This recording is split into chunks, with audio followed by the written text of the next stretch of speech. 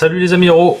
Allez, on va enchaîner avec cette 5e vidéo sur l'extension Rebellion in the Rim. Mais tout d'abord, je vais faire un petit coucou à nos amis de chez MaxiRev, amis et partenaires. Si vous n'êtes pas encore procuré cette extension, ou si vous avez d'autres achats à faire, aussi bien sur Armada que d'autres systèmes de jeu, je vous invite à aller visiter leur site internet. Les liens sont dans la description. Il y a une grosse amélioration de l'interface, c'est beaucoup plus agréable et beaucoup plus facile de s'y retrouver, et comme d'habitude, ils font des remises assez conséquentes dans le cas de précommande. Allez, on va enfin terminer avec ces dernières cartes amélioration, et pas des moindres, parce que je pense passer un petit moment quand même sur les mines dans la dernière partie de cette vidéo. Allez, on commence avec les Advanced Transponder Net. Donc c'est une modification, attention, vous ne pouvez équiper qu'une seule modification par vaisseau. Le texte nous précise que les escadrons lourds alliés à distance 1-2 empêchent les escadrons engagés d'attaquer les vaisseaux. Ça vous permet d'avoir justement une nuée de bombers. On va quand même leur penser à leur mettre des itels à l'intérieur pour pouvoir leur donner de la mobilité. Mais ça empêche aussi, surtout la chasse adverse, de commencer à meuler vos vaisseaux, tout en gardant vos escadrons en écran. Ce qui me vient à l'esprit comme combo, c'est dans le cas d'un vaisseau qu'on voit pas souvent, c'est la frégate d'assaut Mark II B. Donc on peut très bien l'imaginer avec, car elle a un des bleus en anti-escadron. Là, ce qui est intéressant, c'est si on lui met le titre Gallant Haven, qui permet, avant qu'un escadron allié à distance 1 souffre des dommages suite à une attaque, on peut réduire le total des dommages reçus par 1. Donc ça va augmenter quand même grandement la résistance de nos vaisseaux face à une chasse adverse qui sera spécialisée dans l'anti-chasse. Et à ça, on va mettre les Restless Stratégistes, ce qui va nous permettre, après avoir attaqué un escadron, donc avec les dés bleus de notre Mark II, on va pouvoir donner un dommage à un escadron allié qui est engagé avec le défenseur. Si on le fait, le fameux défenseur subit un dommage. Donc ça, peu importe leur pion de défense, hein, ce n'est pas une attaque. Donc attention, ça ne fonctionne pas avec Gallant Haven. Et pour moi, l'escadron qui va très bien avec cette petite combo, c'est le Y-Wing. Il est lourd, donc ça va très bien justement avec les conditions énoncées par la carte Advanced Transponder Net. L'assiste coque, 2 dés bleus en anti-escadron, c'est pas fameux, mais la subtilité noire, donc voilà, sous Gallant Haven, il y a moyen de faire des choses intéressantes avec. On continue avec les Auxiliary Shields Team. Donc c'est un slot support pour 3 points. Donc quand vous faites un ordre de mécanique, vous pouvez considérer la valeur maximum de vos boucliers gauche et droit comme augmentée de 1 quand vous récupérez ou bougez des boucliers sur cette zone. Si vous le faites, la valeur de bouclier de ces zones ne peut excéder un maximum de 4. Donc c'est une amélioration pour moi qui va aller très bien au niveau des rebelles sur les Nébulons B notamment. Ça va permettre vraiment de leur donner un bon boost. Sur la CR90 aussi, histoire qu'elle puisse flanquer. Mais bon, je pense qu'il y a des choses plus intéressantes à mettre sur la CR90 avec ce slot. Sur le MC80 Liberty et sur la Pelta. L'Empire n'est pas en reste, vu que l'Interdictor pourra en bénéficier, le Gladiator aussi. Mais pareil, c'est comme pour la CR90 sur ce slot, je pense que les tech moteurs sont plus intéressants. Et on peut aussi l'utiliser sur un VSD avec le titre Arrow, pour peu qu'on ait un Chimera qui permette de garder en mobilité. Parce que je trouve un peu dommage de mettre le titre Arrow sur un Victory et de ne pas forcément mettre les Engine Tech. Cependant, si vous avez le Chimera derrière qui permet de garder une bonne mobilité, bon ok, vous ne pourrez pas aller au-delà de la vitesse 2, mais vous resterez très mobile. On continue avec les Linked Turbo Laser Tower. Donc elle, c'est un slot de tourelle turbo laser, ça vaut 7 points malgré tout. Elle nous explique qu'on peut relancer un dé rouge dans notre pool d'attaque tant qu'on attaque le premier escadron durant notre activation. Vous pouvez ajouter 2 dés de n'importe quelle couleur à votre pool d'attaque. Par contre, si vous le faites, vous ne pouvez pas déclarer de cible escadron additionnel pour cette attaque. Ça reste fort en anti-chasse, surtout si on veut vraiment mettre la pâtée sur des vaisseaux qui sont un peu embêtants, un peu comme les Mornaki, les Decimators, les Lambda aussi, ce genre de choses qui ont beaucoup de points de coque et qu'on veut absolument anéantir rapidement. Étant donné que si on active son pouvoir de rajouter 2 dés, on ne peut pas attaquer d'autres escadrons. Par contre, ça permet, dans le cadre d'une attaque anti-vaisseau, de pouvoir relancer un dé rouge. Ça reste une amélioration qui a une bonne réversibilité, et ça, c'est toujours intéressant. On passe maintenant aux réserves hangar deck. Ça sera le chouchou des fanas de petite chasse en nuée.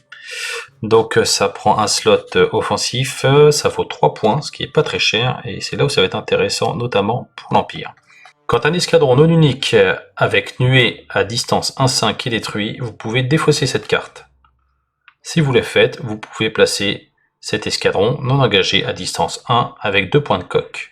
Sa languette d'activation sur le côté activé. Alors, là où c'est intéressant, c'est que virtuellement, pour 3 points avec ça, vous avez un TIE Fighter supplémentaire. Donc que ce soit un TIE standard ou que ce soit aussi un intercepteur. J'ai envie de dire que c'est même le ratio est encore plus intéressant sur l'intercepteur. Ok, il revient avec seulement 2 points de coque, mais 3 points. 3 points au lieu de 8 points pour le taille standard ou 11 points pour l'intercepteur.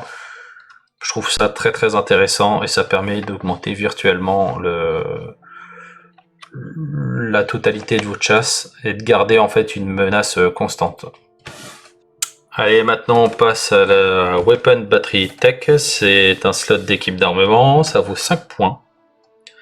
La carte nous dit que tant qu'on attaque un vaisseau, on peut changer un dé avec l'icône ciblée sur une face avec un icône critique. C'est plutôt fort sur les vaisseaux qui attaquent avec pas mal de dés bleus pour déclencher notamment l'effet critique Eveillon Emplacement. C'est tout de suite le combo que je vois. Ça permet d'aller chercher plus facilement ce critique. Surtout que là, c'est pas on dépense un dé pour modifier, non, c'est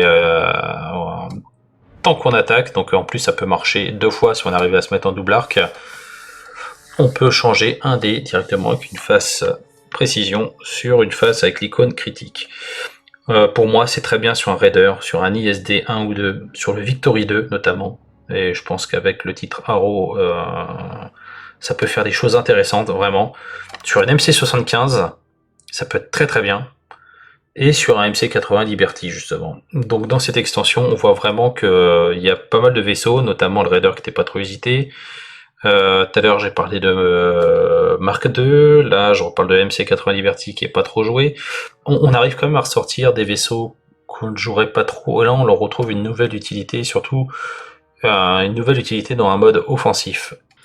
Alors là, on attaque le gros morceau avec les Proximity Mines. C'est sur un slot offensif rétrofit et ça vaut 4 points.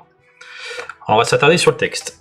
Avant de déployer les flottes, vous pouvez défausser cette carte pour placer un nombre de mines de proximité égal à la moitié de votre valeur de mécanique arrondie à l'inférieur. Ces pions peuvent être placés n'importe où dans la zone de jeu au-delà de la distance 5 des vaisseaux ennemis et à distance 1 les unes des autres. Alors, il faut comprendre, c'est surtout au-delà de la distance 1. Autre chose importante, elle se place avant le déploiement des flottes et n'importe où dans la zone de jeu. La zone de jeu, pour rappel, c'est l'ensemble du tapis, donc les 90 cm par 180 cm. C'est bien beau, on peut placer des mines où on veut dans la zone de jeu. Cependant, qu'est-ce qu'une mine? Une mine, c'est un pion mine. Ce n'est pas un pion objectif, c'est un pion spécifique. C'est pas la peine de se dire c'est bon, vu que c'est un token, je vais pouvoir prendre une lambda ou un VCX et la trimballer n'importe où. Non, c'est vraiment un pion bien précis.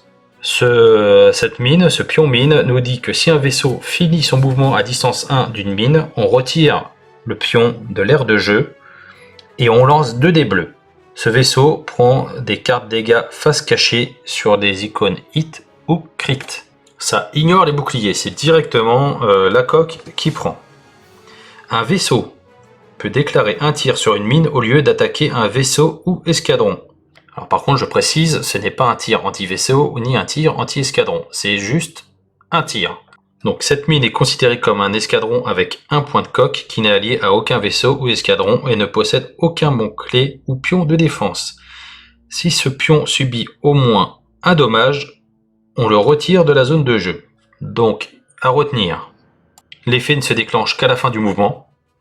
Donc on peut très bien se retrouver avec une mine dans sa zone de déploiement et ça ne posera pas de problème, c'est qu'à la fin du mouvement que l'effet est déclenché, elles peuvent être placées sur un obstacle, et avec les nouvelles règles qui ont été précisées sur les obstacles, déplacées avec cet obstacle.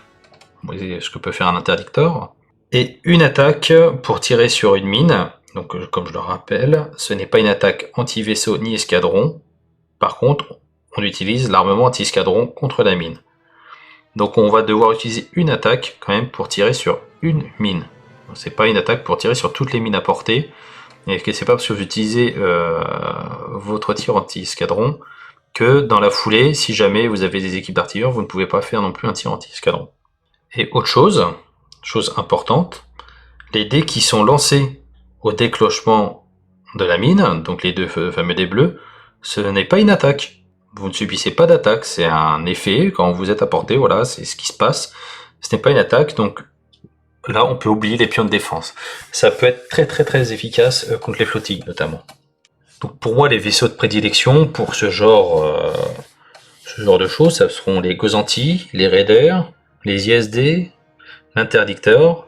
Alors je reviens juste sur un point sur cette histoire où ça nous dit qu'on doit placer ses pions n'importe où dans la surface de jeu, mais au-delà de la distance 5 des vaisseaux ennemis. Je vous rappelle, ça se fait avant la phase de déploiement. Pour l'instant, aucun vaisseau ne se déploie avant la phase de déploiement. Ce qui veut dire que vous pouvez très bien placer vos mines n'importe où dans la phase de déploiement adverse. Votre adversaire peut se déployer sur ou à côté de ces mines sans problème, vu que leur effet ne se déclenche qu'à la fin de la manœuvre. C'est une fois que le déplacement est fini que l'effet des mines se déclenche. Donc là, tout de suite, quand on voit ça, on va revenir un petit peu en arrière dans quelques vidéos qui ont été faites précédemment, et on va penser à, par exemple, Sabine Wren, qui elle, au début de la phase de vaisseau, on peut défausser cette carte pour placer une mine de proximité dans la surface de jeu à distance 1-2 d'un obstacle et au-delà de la distance 3 d'un vaisseau ennemi. Donc si vous avez mis un beau champ de mine dans la zone de déploiement de votre adversaire et que votre adversaire se dit tiens je vais partir à vitesse 3 pour échapper à tout ça, et que vous avez placé un obstacle pas très loin, et ben c'est sympa, vous pouvez remettre une petite mine pour le forcer à s'en prendre au moins une. Donc ça peut être assez intéressant malgré tout. Et avec l'interdicteur, je pense que c'est très fort, sachant que vous pouvez déplacer vos mines sur les obstacles, vous pouvez les placer dessus, et quand vous bougez l'obstacle, la mine bouge avec. Autre combo, c'est avec Matt Martin, qui lui va pouvoir, au début de la phase d'escadron, son activation en fait, ça va être de déplacer sa langue d'activation sur la phase activée. Si on le fait, on peut placer une mine de proximité à distance 1. Donc sur des vaisseaux qui sont un peu à la traîne, ou si vous savez que ça va bumper par exemple sur un autre vaisseau, ça reste malgré tout très intéressant. Et voilà, c'est tout pour cette série de vidéos sur les cartes amélioration de cette extension Rebellion in the Rim. Si vous ne l'avez toujours pas, je vous invite à aller voir notre partenaire MaxiRev, le lien sera dans la description pour accéder à leur site. Je pense que je vous mettrai même directement un lien sur cette extension. Site qui a été refait, comme je l'ai dit en début de vidéo, et qui est vraiment beaucoup plus agréable. Pour ceux qui cherchent encore désespérément les escadrons rebelles et impériaux phase 1. Alors ça tombe bien, parce que eux ils les ont. Alors en VO, certes, mais ils les ont quand même. J'en reviens de ce week-end, j'ai vu physiquement qu'il restait encore quelques boîtes d'escadrons 1 rebelles et impériaux. Il y a aussi des réglettes de manœuvre pour ceux qui en cherchent, et aussi des dés pour ceux qui sont vraiment en rate de dés. Donc ça, ils en ont en stock. Vous pouvez leur commander, évidemment, premier arrivé, premier servi. Après, s'ils peuvent en ravoir, ils vous le diront tout de suite là-dessus. Si jamais il y a quoi que ce soit comme problème, il faut les contacter directement par Messenger via leur page Facebook, ils vous répondent dans la journée. Laurent et Mathieu suivent leur boutique vraiment très bien.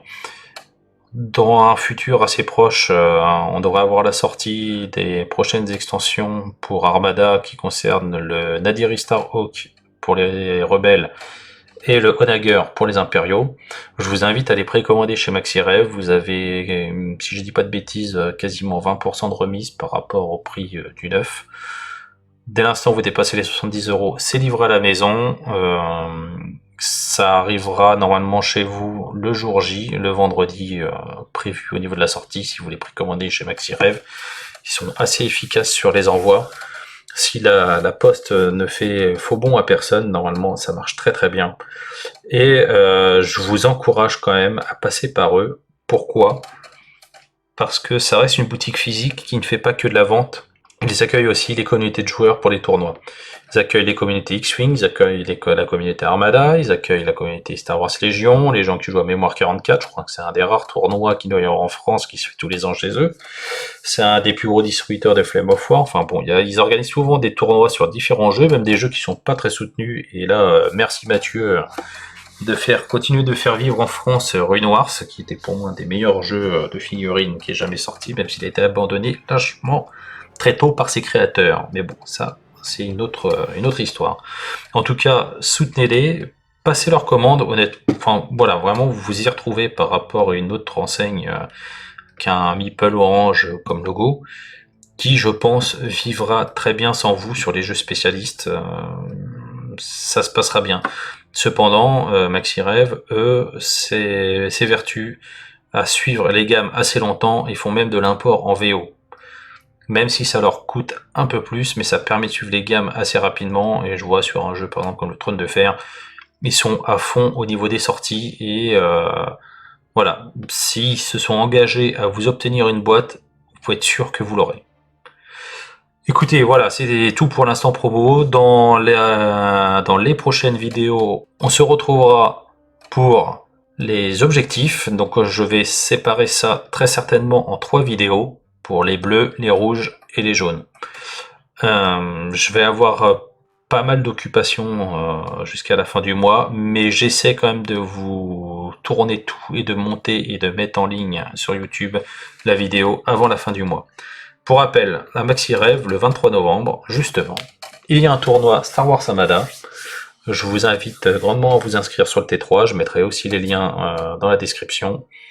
Et comme c'est la fin d'année, ça pas Noël avant l'heure, mais bon, tout le monde fait son dernier petit tournoi avant la fin de l'année. À la WOC Taverne, le 1er décembre, il y aura également un tournoi. Je remettrai aussi le lien dans la description. Je vous invite à faire les tournois. Ceux qui ont peur de faire des tournois, n'en ayez pas peur. C'est plus un prétexte pour enchaîner 3 parties dans la journée avec des copains, discuter des listes, voilà. Donc là, vous allez peut-être venir avec une idée qui est la vôtre. Si vous n'avez pas eu trop d'expérience ni rien, vous aurez quand même des adversaires bienveillants qui seront là à l'issue de la partie pour vous expliquer ce que vous pourriez améliorer au niveau de votre liste, ou si elle était bien, comment vous auriez pu la jouer si c'était mal passé. Mais s'il faut, vous allez arriver et retourner tout le monde, c'est possible aussi. Bon, sur ce, je vous dis à bientôt. Allez, ciao les amis.